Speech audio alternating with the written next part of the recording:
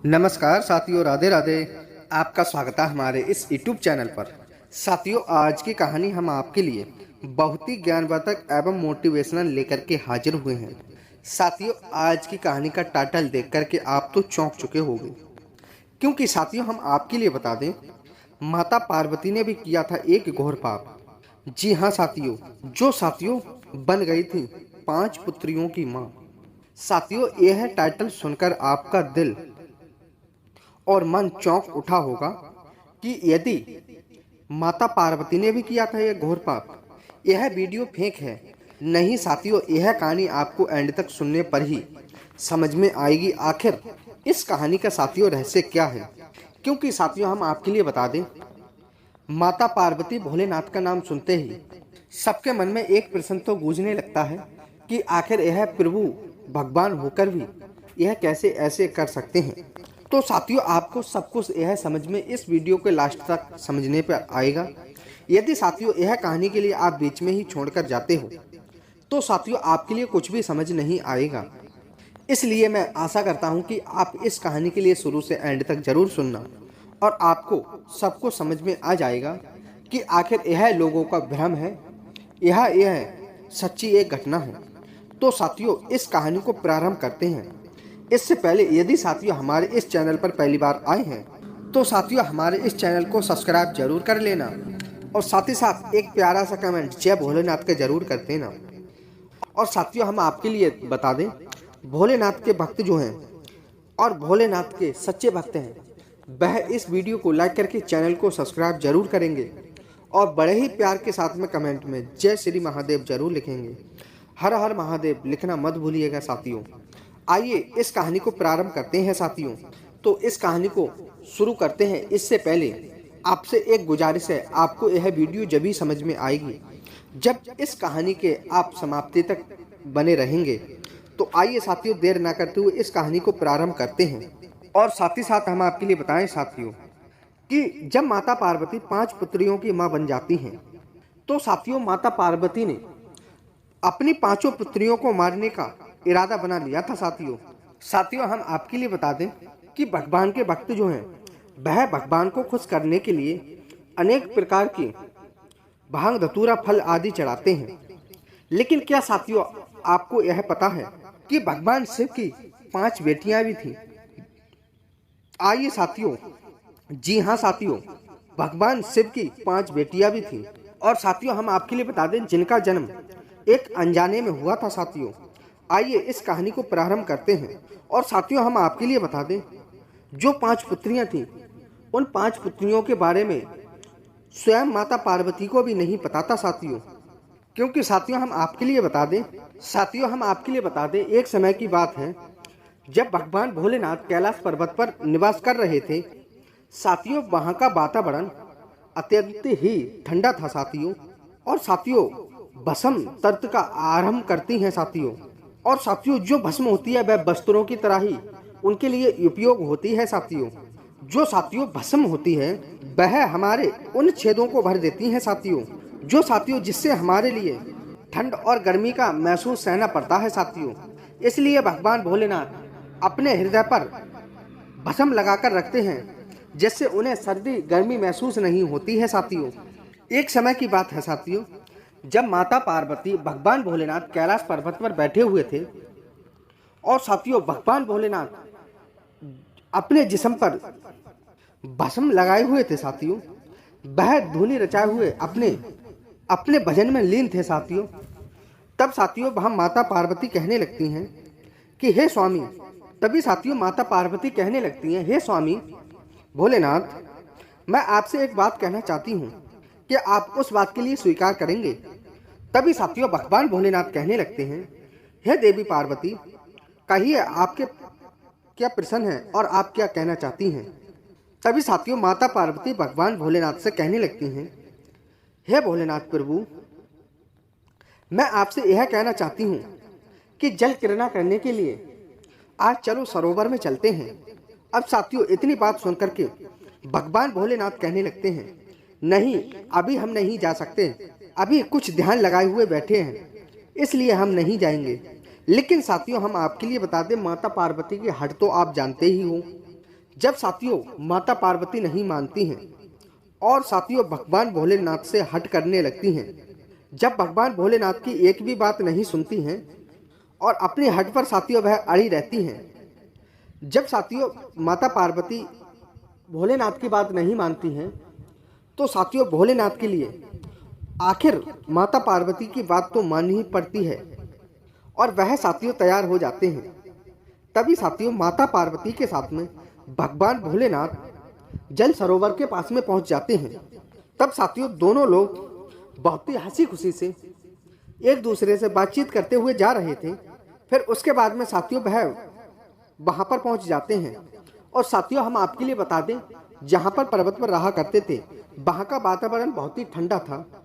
अब तो साथियों वह जल सरोवर के पास में पहुंच जाते हैं, जहां पर साथियों तापमान बहुत ही अधिक होने लगता है और साथियों धीरे धीरे ऐसी तरह समय बीतता गया।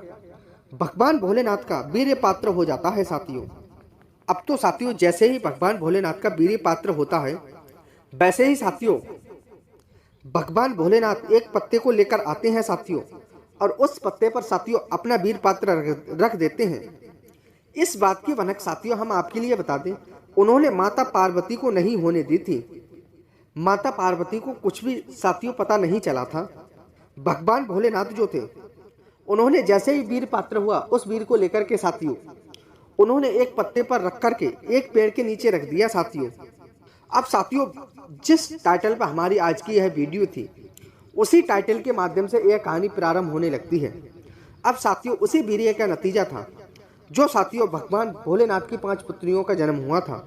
हालांकि साथियों हम आपके लिए बता दें, आप यह सोच रहे होंगे कि आखिर वह कन्या कौन है कि आज तक हमारे लिए किसी भी बात का पता नहीं लग पाया है।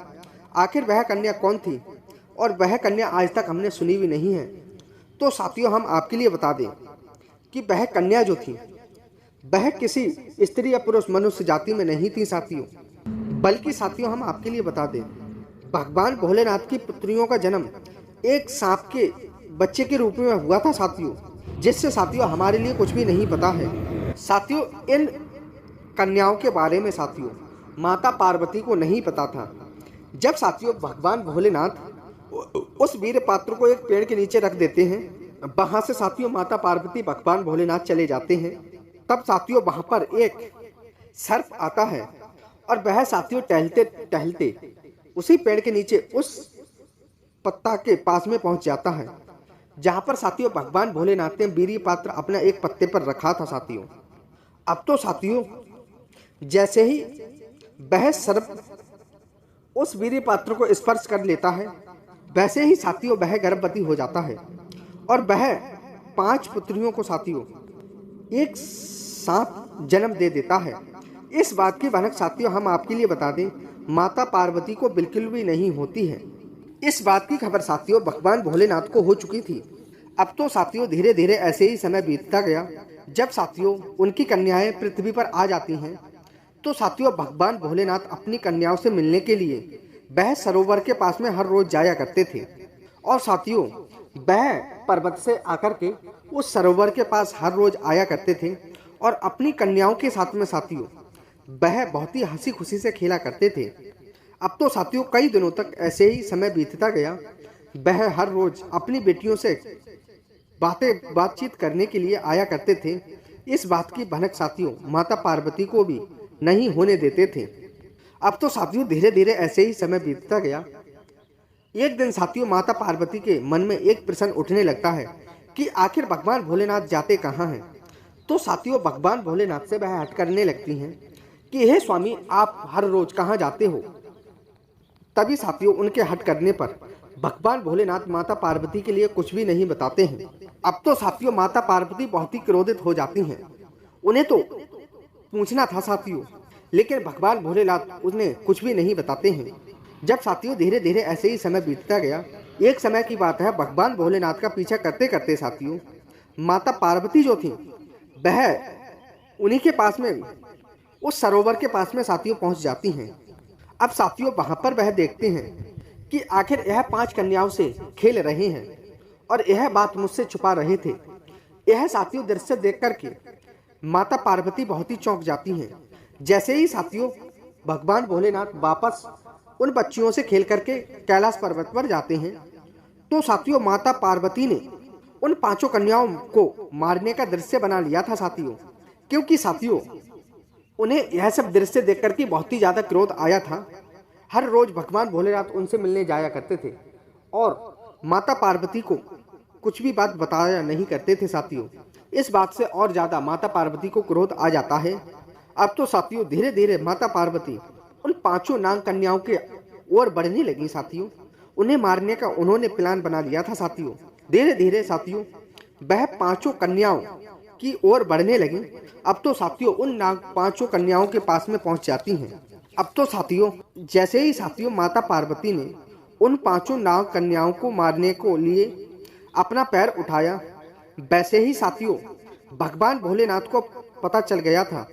वैसे ही साथियों भगवान भोलेनाथ के लिए सब कुछ पता चल गया था कि आज आखिर मेरी बेटियों पर कुछ संकट आने वाला है। वह साथियों कैलाश पर्वत से तुरंत ही वापस निवास करते हैं और साथियों वह उस सरोज के पास में आ जाते हैं साथियों। वहां पर देखते हैं कि माता पार्वती नाग कन्याओं को मारने का प्लान बना लेती हैं और आखिर वह पैर भी उठा रही हैं। तब तक साथियों भगवान भोलेनाथ वहां पर प्रकट हो जाते हैं। तभी साथियों माता पार्वती से भगवान भोलेनाथ कहने लगे कि हे देवी पार्वती, इन कन्याओं को आप मत मारो। यह कन्याएं जो हैं यह नाग कन्याएं आपकी ही पुत्री हैं। यह सुनकर के साथियों माता पार्वती आश्चर्यचकित में पड़ जाती हैं साथियों। अब साथियों वह चक्कर में पड़ने लगती हैं कि आखिर यह कैसे हमारी पुत्री हो सकती हैं।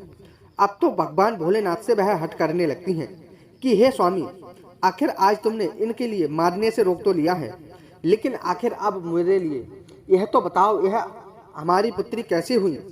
तब साथियों भगवान भोलेनाथ उन्हें एकांत में ले जाते हैं और माता पार्वती के लिए साथियों वह पूरी कथा सुनाने लगते हैं कि जब हम लोग सरोज में स्नान करने के लिए गए हुए थे, उस समय हमारा वीर पात्र हो गया था।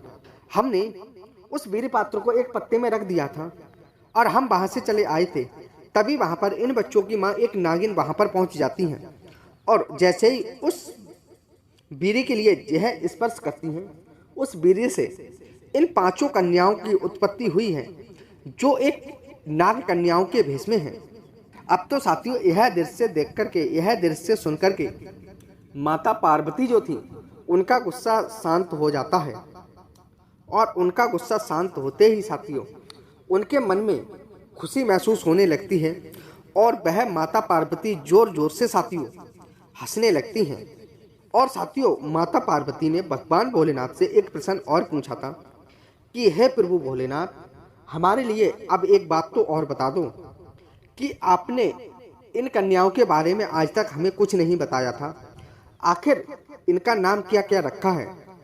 तब भगवान भोलेनाथ कहने लगते हैं, हे माता पार्वती, मैं इन कन्याओं के नाम बताने के लिए जा रहा हूँ, कृपया इन नामों को आप ध्यान से सुनना।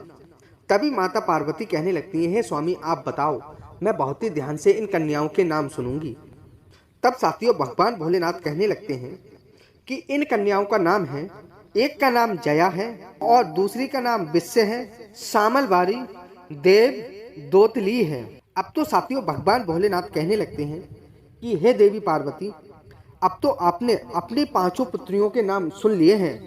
तभी साथियों माता पार्वती कहने लगती हैं, हे स्वामी, मैंने अपनी पांचों कन्याओं के नाम सुन लिए हैं। अब तो साथियों भगवान भोलेनाथ माता पार्वती से कहते हैं कि मैं एक बात और बताने जा रहा हूँ जो मानव जात कल्याण के लिए है। अब तो साथियों माता पार्वती कहती हैं, कहो प्रभु क्या कहना चाह रहे हो। तभी साथियों भगवान भोलेनाथ कहने लगते हैं, तभी साथियों भगवान भोलेनाथ कहने लगे कि मान्यता है सावन मास की शुक्ल पक्ष की पंचमी के दिन इन कन्याओं का पूजन करेगा तो उनका परिवार दुख दर्द से दूर रहेगा। तो साथियों माता पार्वती को सब प्रसन्न मिल जाते हैं और माता पार्वती प्रसन्न हो जाती हैं। कहने लगती हैं, प्रभु आपने तो मुझे आज एक घोर पाप करने से रोक लिया है। आखिर मेरे लिए नहीं पता था और आपने मेरे लिए कुछ भी नहीं बताया था। आज मेरे हाथों से एक गुनाह होने के लिए जा रहा था। मैं कितना घोर पाप करने के लिए जा रही थी। अब तो साथियों यह सब दृश्य देख करके माता पार्वती का गुस्सा शांत हो जाता है और वह जोर जोर से हंसने लगती हैं कि आज हे प्रभु, आपने मुझे एक घोर पाप करने से रोक लिया है। तो साथियों, उम्मीद करते हैं आपको वीडियो पसंद आई होगी। यदि साथियों वीडियो पसंद आई हो तो वीडियो को लाइक शेयर करके एक प्यारा सा कमेंट जरूर कर देना साथियों। तो साथियों, आप ये समझ गए होंगे कि आखिर माता पार्वती कौन सा घोर पाप करना चाहती थी। तो साथियों, आज की कहानी यहीं पर समाप्त होती है। मिलते हैं एक प्यारी सी नई ऐसी ही ज्ञानवर्धक कहानी के साथ में। जय श्री कृष्ण, राधे राधे, धन्यवाद साथियों।